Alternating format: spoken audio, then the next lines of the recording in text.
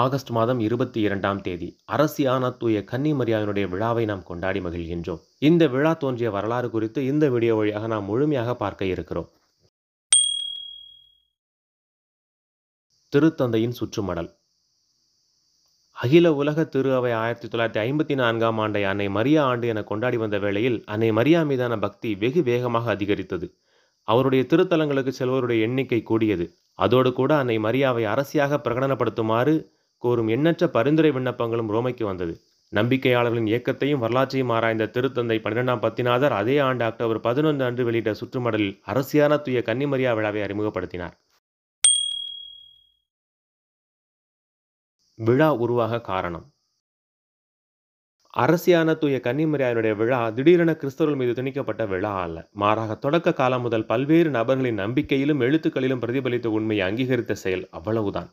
வானதூதர் மரியாவுக்கு தூதரித்த பொழுதும் அன்னை மரியாவை எலிசபெத்து வாழ்த்திய பொழுதும் கூறிய மங்கள வார்த்தைகளை பக்தியோடு ஏற்று தொடக்க கால கத்தோலிக்க கிறிஸ்தவர்கள் அன்னை மரியாவை ஆண்டவரின் தாய், இறைவனின் தாய் என புகழ்ந்தார்கள்.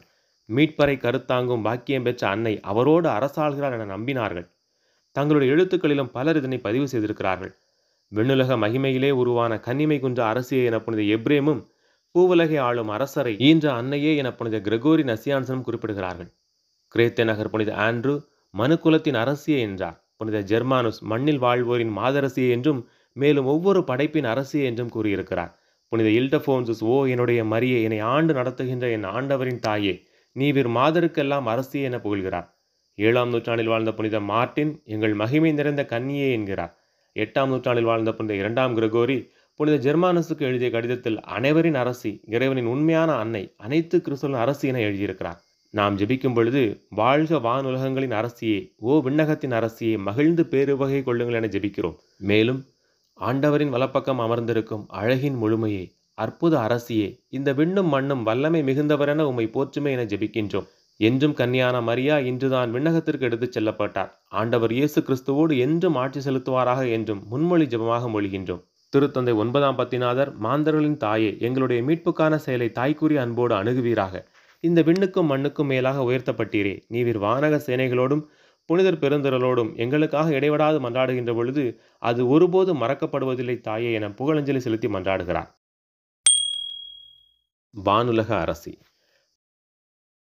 தொடக்க கால கிறிஸ்தவர்கள், இறையியல் வல்லுநர்கள், எழுத்தாளர்கள், புனிதர்கள், திருத்தந்தையர்கள் மற்றும் ஜெபங்கள் அனைத்திலும் அன்னை மரியா அரசியாக போற்றப்படுகிறார்.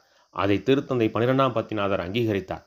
விண்ணுலக மண்ணுலக அரசியாக மணிமுடி சூட்டப்பட்ட இந்த திருநாளில் மனுக்குலத்தின் முழு அர்ப்பணிப்பையும் அருள் பொழிவினால் வரும் புதுப்பித்தலையும் மீண்டும் உமக்கே காணிக்கையாகுகின்றோம். இந்த நம்பிக்கையினால் பிறக்கும் மகிழ்ச்சி ஒட்டுமொத்த கிறிஸ்தவ மதத்தின் எழுச்சியிலே இரட்டிப்பாகட்டும் என பறைசாற்றினார். இறைமகன் என்ற காரணத்தினால் அரசருக்குரிய மகிமையை இயேசு பெறுகிறார் என்பது மட்டுமன்று, மனுக்குல மீட்பர் என்ற காரணத்தினாலும் அவர் அரச மகிமையை பெறுகிறார். அதுபோலவே மரியா இறைவனுடைய தாய் என்பதால் அரசி என்ற பெருமையை பெறுகிறார். ஆண்டவரின் தாயாகி அன்னை மரியாவிடம் கேட்டு அடையாமல் போனவர் யாரும் இல்லை.